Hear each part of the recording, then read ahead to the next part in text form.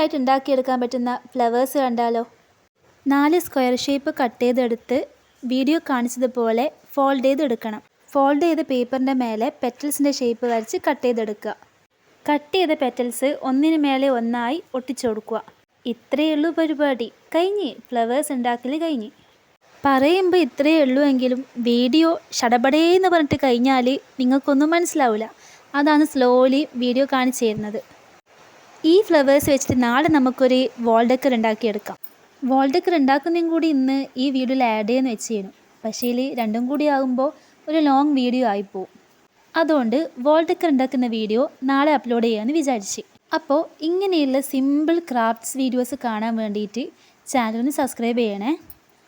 നിങ്ങളെ സപ്പോർട്ട് ഉണ്ടെങ്കിലേ എനിക്ക് ഇങ്ങനെയുള്ള ഓരോ വീഡിയോസ് അപ്ലോഡ് ചെയ്യാൻ വേണ്ടിയിട്ട് ഒരു ത്വര വരുള്ളൂ. ഇതുപോലെ സിമ്പിൾ വീഡിയോസ് കാണാൻ വേണ്ടി ചാനലൊന്ന് കയറി നോക്കണേ. അപ്പോൾ എങ്ങനെയാ, സബ്സ്ക്രൈബ് ചെയ്യൂലേ? പിന്നെ ഈ വീഡിയോ ഇഷ്ടമായെങ്കിൽ ലൈക്ക് ചെയ്യാനും കമൻറ്റ് ചെയ്യാനും ഷെയർ ചെയ്യാനും മറക്കണ്ട.